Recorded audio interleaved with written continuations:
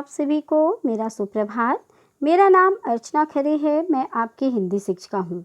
आज मैं आपको आपकी पाठ्य पुस्तक बसंत का पाठ 8 शाम एक किसान इस पाठ के प्रश्नों के उत्तर करवाएंगे। तो देखिए, प्रश्न नंबर पहला है, इस कविता में शाम के दृश्य को किसान के रूप में दिखाया गया है। यह एक रूपक है। इसे बनाने के लिए 5 एक रूपताओं की जोड़ी बनाई गई है। उन्हें उपमा कहते हैं। पहली एक रूपता आकाश और साफे में दिखाते हुए कविता में आकाश का साफा वाक्यांश आया है। इसी तरह तीसरी एक रूपता नदी और चादर में दिखाई गई है, मानो नदी चादर सी हो। अब आप दूसरी, चौथी और पांचवी एक रूपताओं को खोजकर लिखिए। उत्तर है, दूसरी एक रूपता है चिलम सूरज सी, चौथी एक रूपता है अंगीठी पलाश के फूलों सी, पांचवी एक रूपता है अंधकार भेड़ों के गलने सा।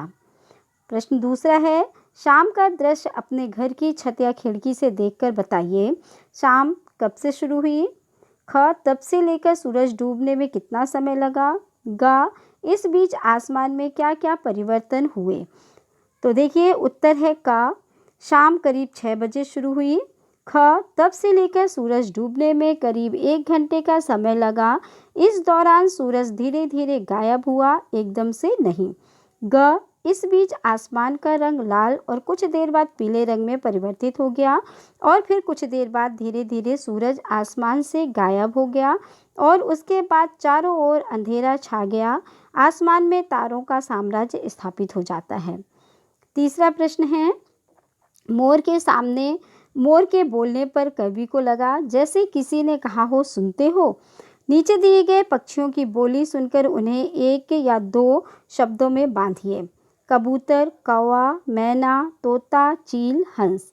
तो इसका उत्तर है, कबूतर की आवाज़ से लगता है जैसे वो कह रहा है, लो भाई अपना खत ले लो, बहुत दूर से आया हूँ। कौवा की आवाज़ लगती है, सुनते हो, घर में मेहमान आने वाले हैं। मैना, कैसे हो? तोता, राम राम भाई। चील, अरे वह देखो, नीचे चमकता हुआ सा कुछ पड़ा है। हंस, मेरी तरह हमेशा शांत रहो। ये इनकी बोली से हमें मतलब कहना चाहिए, इनके भाव से इनको समझ में आता है कि ये कह रहे हैं। फिर इसके बाद चौथे नंबर पे देखिए, इस कविता को चित्रित करने के लिए किन किन रंगों का प्रयोग करना होगा। इस कविता को चित्रित करने के लिए हमें नीले, पीले, भूरे, लाल, सफ़ेद, काले, सुनहरे, हरे, बैंगनी आदि अनेक रंगों की आवश्यकता पड़ेगी। प्रश्न 5वां है, शाम के समय ये क्या करते हैं, पता लगाइए और लिखिए। पक्षी, खिलाड़ी, फल वाले, माँ, पेड़ पौधे, पिताजी, किसान, बच्चे। तो देखिए, शाम के समय ये क्या करते हैं, पक्षी क्या करते हैं, अपने अपने घोंसलों में लौट आते हैं। खिलाड़ी अपने अभ्यास या खेल को समाप्त कर आराम करते हैं। फल वाले अपना सामान जल्दी बेचकर घर लौटने का प्रयास करते हैं। माँ अपना काम निपटाकर घर वालों के घर आने की प्रतीक्षा करती है। पेड़ पौधे, वे भी विश्राम करना चाहते हैं। पिताजी दफ्तर से घर की ओर लौटते हैं। किसान दिन भर परिश्रम कर अपने बैलों के साथ घर की ओर लौटता है। बच्चे गृह कार्य या खेलने का अभ्यास करते हैं। 6वां है, हिंदी के एक प्रसिद्ध कवि सुमित्रानंदन पंत ने संध्या का वर्णन इस प्रकार किया है। संध्या का झुरमुट, बांसों का झुरमुट है, चाहक उठ रही चिड़िया, टीवी टी टुट टुट। ऊपर की दी गई पंक्तियाँ या कविता में सर्वेश्वर दयाल जी की कविता में आपको क्या मुख्य अंतर लगा, लिखिए। उत्तर है, सर्वेश्वर दयाल जी की कविता और सुमित्रानंदन पंत जी की कविता दोनों में ही संध्याकालीन वर्णन ही किया गया है, परंतु दोनों में मुख्य अंतर यह है कि जहाँ सर्वेश्वर दयाल जी ने संध्याकालीन दृश्य को एक किसान के माध्यम से प्रस्तुत किया है, वहीं सुमित्रानंदन पंत ने अपनी कविता में पक्षियों की आवाज़ को प्रधानता दी है। दोनों का उद्देश्य संध्याकालीन बेला का सुखद एहसास कराना है। अब देखिए भाषा की बात। निम्नलिखित पंक्तियों में रेखांकित शब्दों को ध्यान से देखिए। का, घुटनों पर पड़ी है नदी चादर सी। खा, सिमटा बैठा है भेड़ों के गले सा। गा, पानी का पर्दा सा मेरे आसपास था हिल रहा। पानी का पर्दा सा मेरे आसपास था हिल रहा।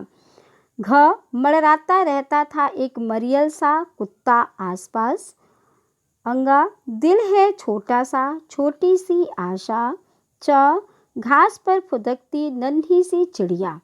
इन पंक्तियों में सा सी का प्रयोग व्याकरण की दृष्टि से कैसे शब्दों के साथ हो रहा है? उत्तर देखिए, उपयुक्त पंक्तियों में सा सी का प्रयोग व्याकरण की दृष्टि से दो रूपों में हुआ है। पहला, चादर सी, गल्ले सा, पर्दा सा। इन शब्दों में सा सी का प्रयोग उपमा के रूप में किया जा रहा है, क्योंकि इसके समान बताया जा रहा है ना, तो उपमा के रूप में किया जा रहा है। जैसे नदी चादर सी, अर्थात नदी चादर के समान। भेड़ों के गल्ले सा, अर्थात भेड़ों के झुंड के समान। पानी पर्दा सा, अर्थात पानी पर्दे के समान। दूसरी और सा सी का प्रयोग विशेषण के तौर पर किया गया है। जैसे मरियल सा कुत्ता, कुत्ता है मगर इसकी जो विशेषता बताई गई है वो क्या है? मरियल सा, अर्थात कमज़ोर कुत्ता। छोटा सा दिल, अर्थात दिल है मतलब छोटा सा दिल। नन्ही सी चिड़िया, अर्थात छोटी चिड़िया। इसमें विशेषण बताया गया है, और जो ऊपर सा सी से है उसमें उपमा की गई है। 8वें नंबर पे देखिए, निम्नलिखित शब्दों का प्रयोग आप किन संदर्भों में करेंगे? प्रत्येक शब्द के लिए दो दो संदर्भ वाक्य रचिए। औंधी, दहक, सिमटा। तो औंधी, औंधी से बहुत उत्पात मचाया, आंधी ने बहुत उत्पात मचाया मतलब आंधी। ठीक है। मेरे मन में कश्मकश की आंधी चल रही है। दहक का देखिए, पहला, घर के कोने में अंगीठी दहक रही है। दूसरा, उसके मन में बदले की आग दहक रही है। सिमटा, रामलाल जी बुढ़ापे के कारण धीरे धीरे अपना कारोबार सिमटा रहे हैं। दूसरा, पिता के डांटने पर बालक अपनी माँ की गोद में सिमट गया। तो दोनों के अलग अलग अर्थ हैं, तो उन अर्थों को भी आप बहुत अच्छे से समझिएगा। सभी प्रश्नों को उत्तर को आपको कॉपी पे करना है, और जो भी तारीख आपको बताई जाती है उस तारीख में आपको भेजना है। धन्यवाद।